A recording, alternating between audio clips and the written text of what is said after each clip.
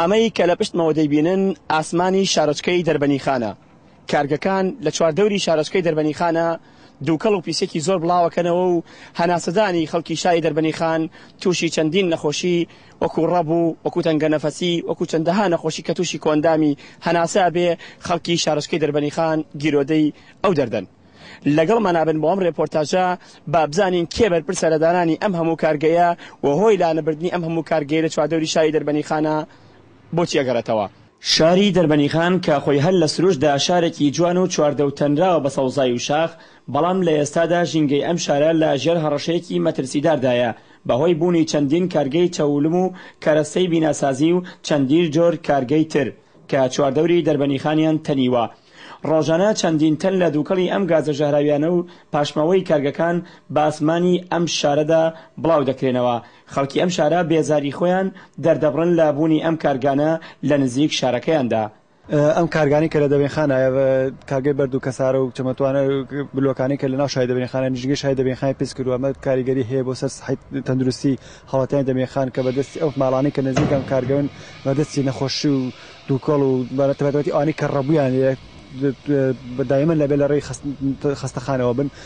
حکوومەتی کوردستان تا کوردستان پلانێکی استراتیژی دانەنابووە ئەم کارگانە. ئەوەشی کە هەیە قسەیە تا کوردستان شدەوای جێبەجێکردنەوە. ئەمە پێویستە بە بڕای سەریعە، پێویستە بە حکوومەت قراری بە پەلە بدا لەسەر ئەوەی کە ئەم کارگانە دوور خاتۆ لە شار، چونکە شاری دەبێنخان شاری گەشتیاریە، ناکرد ناو شاری گەشتیاریە کارگە و کۆمەڵ معامەلی تیا بێ کە ژیرگە پیسکات.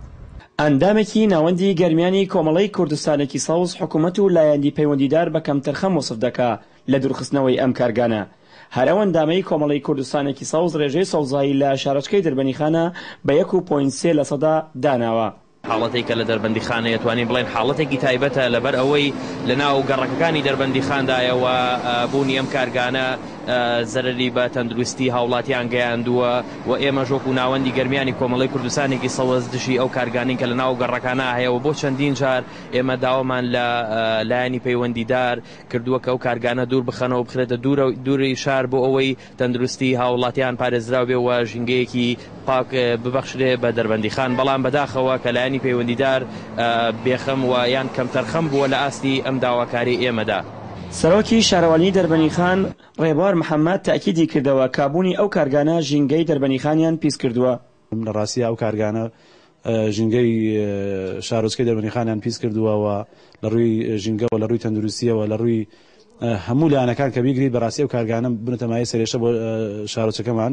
ئێمەش هەوڵەکانمان بەردەوامەوە برادرانی پێشی من هەوڵیان داوەوە. ئێمە ئێستا هەوڵەکانمان گەشتەوەی کەوا وەزارەتی کشتوکار ڕەزامەندی بۆ دەربڕین کە بۆ 130 دۆنم لە پشتی شاخی گوڵان لە نزیک گوندی دەرەدۆین 130 دۆنما و هەروها ئێستا کتابی نووسراومان بردو بۆ هەولێر بۆ بەڕێبەراتی گشتی باجەکان کە ئەوەش وەزارەتی مالیە ڕەزامەندی دەبڕێت. پاش تەوابوونی ڕەزامەندی وەزارەتی مالیە ئێمە سوورەخەیدی ئەو زەویەکەین بەناوی خۆمانەوە و هەڵەچین بە گەیاندنی پرۆژەی ڕێگاوبان و خزمەتگوزاریەکانی تر بۆ ئەو شوێنە بۆ گەڕێکی پیشەسازی نوێ. دوای ئەوەش هەڵەچین بەوەی کە لەگەڵ خاوەنی کارەکانە کاری یاسایان بۆ ئەنجام دێن و بیان بێن بۆ ئەو شوێنە.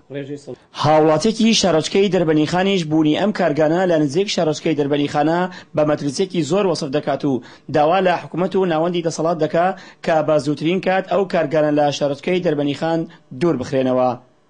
جەبار شێخانی، تایبەت بە کەیەنێن دەربەنیخان.